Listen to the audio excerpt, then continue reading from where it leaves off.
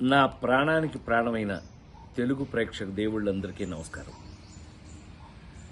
మొన్న Robin Hood pre release ఈవెంట్లో అనుకోకుండా డేవిడ్ వార్నర్ మీద నా నోట్లోంచి ఒక మాట దొర్లింది. అది కేవలం ఉద్దేశపూర్వకంగా చేసింది కాదు. అసలు నా ఉద్దేశం, నా గురించి మీకు తెలియదేముంది. ఆ ఫంక్షన్కి వచ్చే ముందు మేమందరం కలిసి ఉన్నాం.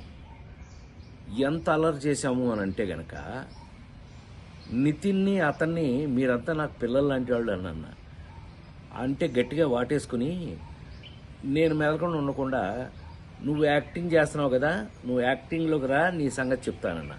అంటే అతను అన్నాడు, మీరు క్రికెట్లోకి రండి, మీ సంగతి చెప్తానన్నాడు. ఇలా మ్యాక్సిమం అల్లరి చేసాము. అల్లరి చేసి ఆ ఫంక్షన్కి వచ్చాము. ఏది ఏమైనా I love David Warner. I love his cricket. David Warner love our films, love our acting. So మేము, నాకు తెలిసి ఒకళ్ళకి ఒకళ్ళం బాగా క్లోజ్ అయిపోయాం. ఏది ఏమైనా ఈ జరిగిన సంఘటన మిమ్మల్ని ఏదైనా మనసు బాధ పెట్టున్నట్టయితే, ఎవరినైనా తెలియకుండా, నేను నిజంగా ఉద్దేశపూర్వకంగా అన్నది కాదు కాబట్టి, అయినా కూడా ఐ ఫీల్ వెరీ సారీ. నేను మీ అందరికీ సారీ చెప్తున్నాను.